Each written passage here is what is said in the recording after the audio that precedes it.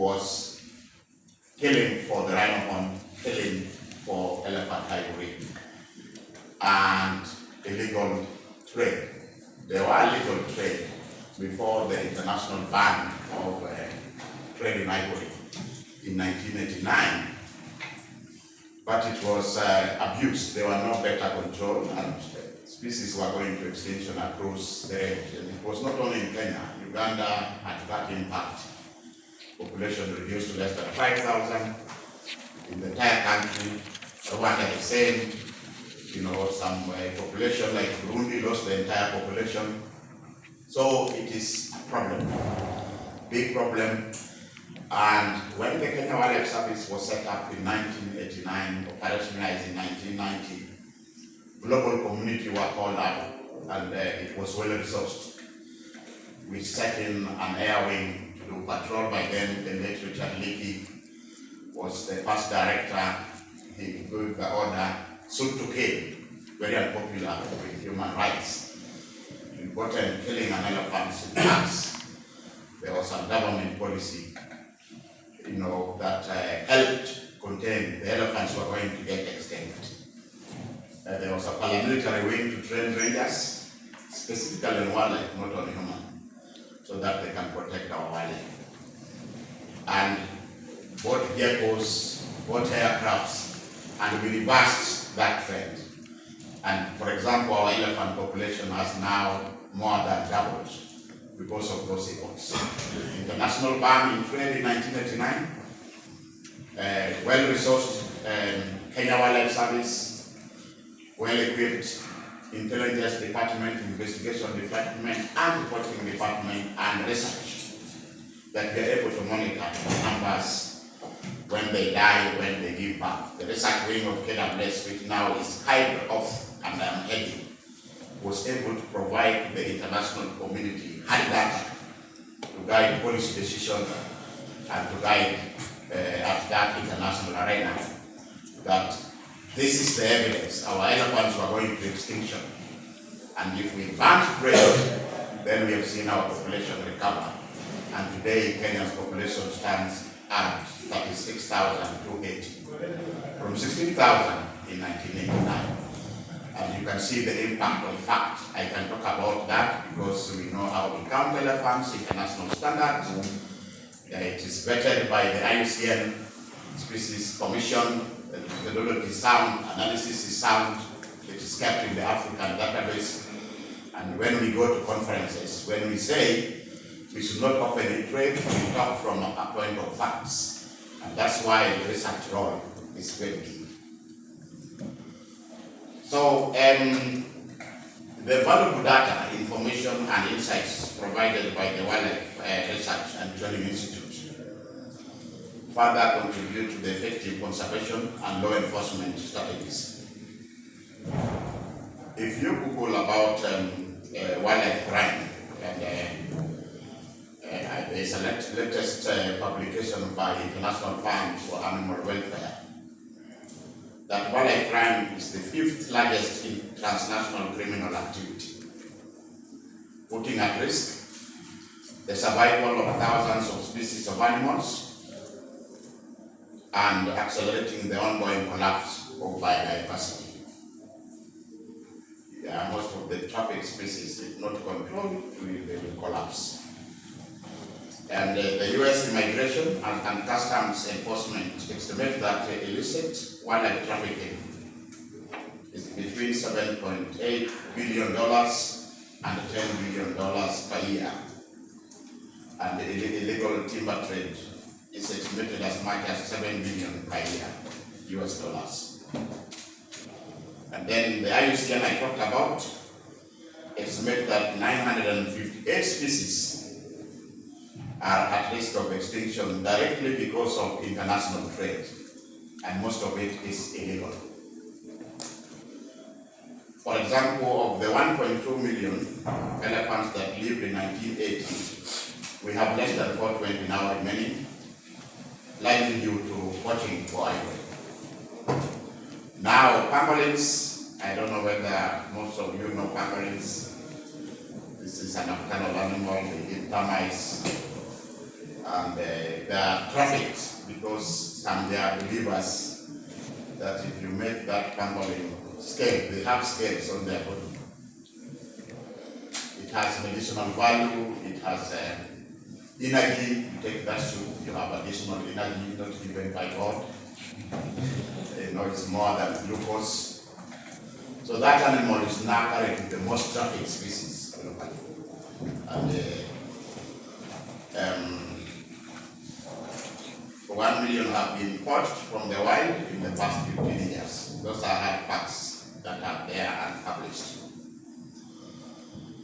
So science-based conservation is very important. Again, I've said it makes you know the impact of trade in the species, because we are able to know when animals are going down and when their population is increasing, and what could be the drivers. Is it the illegal trade, is it poaching, or it's other factors like climate change, because now we have droughts, we also lose animals, or because of human-wildlife conflict, because when they compete, they are retaliatory. So for you to know which one has higher impact, you have to do your research, you have to keep data, and be able to now analyze this data.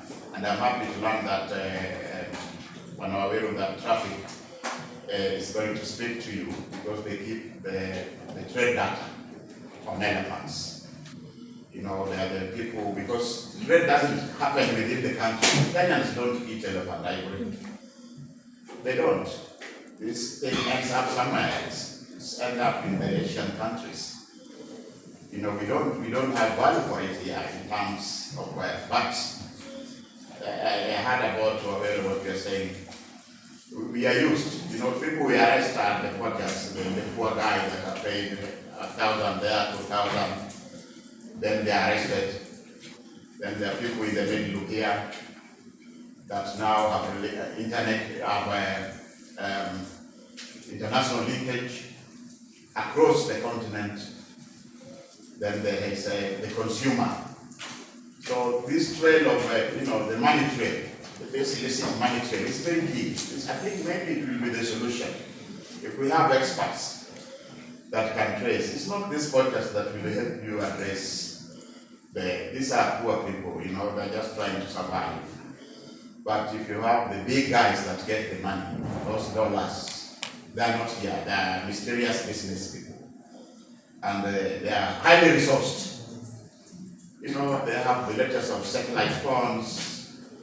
They're not small people, And if this training can help us and get into deep and arrest these people, that is what will save our planet.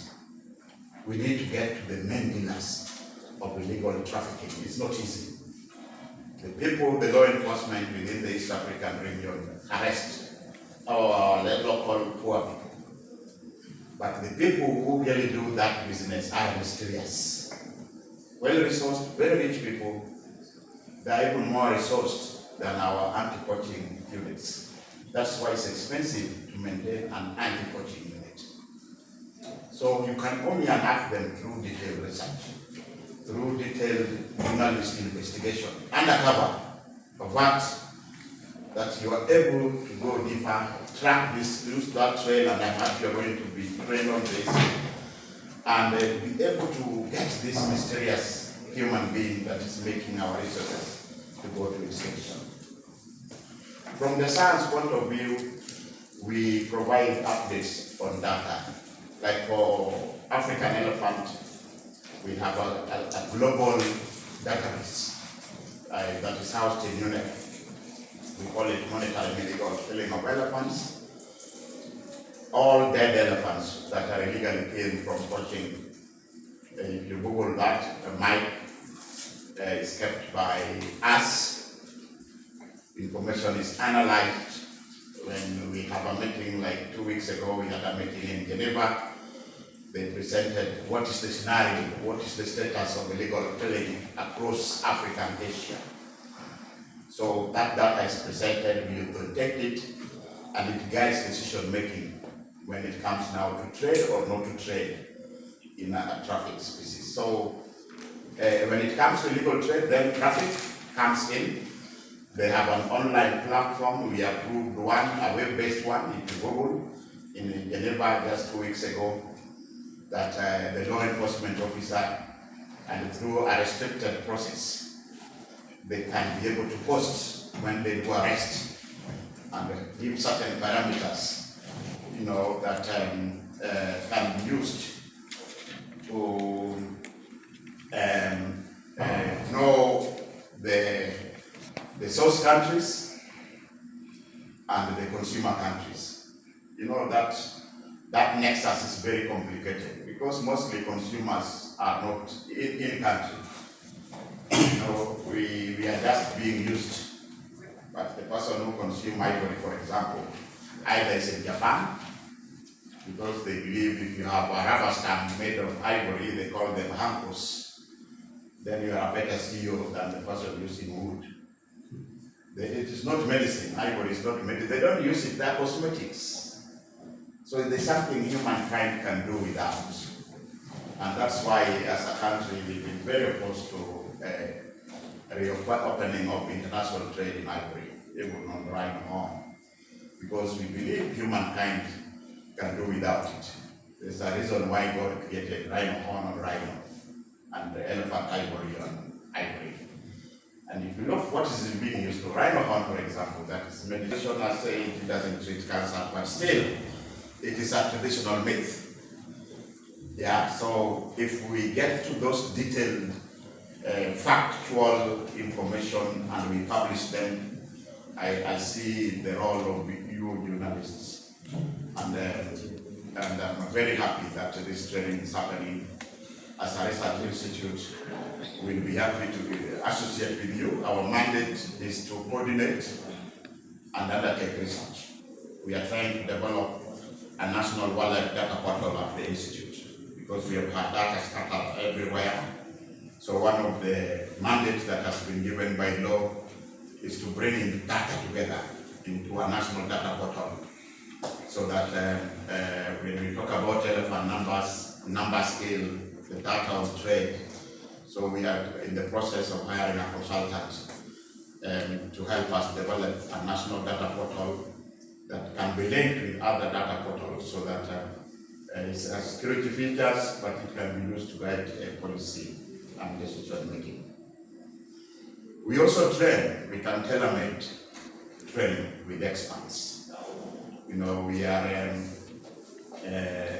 registered by the Tibet, our certificates, we train, examine, and award certificates. So if this training was happening in the institute and with our partnership, that certificate, if given to you, is valid certificate in partnership with IMS. We organize this, and by the way, I'm looking for a partnership. Next training, come to the institutes, because we have facilities. You can bring the experts, and if you want, you can jointly award those certificates on a tailor-made course, good for environment and good for the global community. And I'll be very happy to learn more about the Wildlife Research and Training Institute. Our two mandate is research and training, competency-based, wildlife management, community conservancy management, we do hospitality, nature interpretation, and any other short course, like we want to introduce forensic science as one of the courses we train in the next curriculum that we are starting next year. So, ladies and gentlemen, I know that this workshop will expound more on these general areas and cover many other areas in relation to wildlife and environmental crimes. I hope that you'll find time to enjoy the beautiful sceneries around Naivasha, including we have a 50-acre wetland center. We have just, I think, 50 meters away. With a deck, you can see the lake. You have a free time to drive through Wawero. We have a wetland and inland water research center. And then our headquarters, again, just 10, 15. You can pay us a courtesy call if you are interested to see what we do, how we can partner together. Karibuni sana to the Wildlife Research and concerning his evidence. With those many remarks, ladies and gentlemen, I now declare this workshop officially open, as was requested by your way.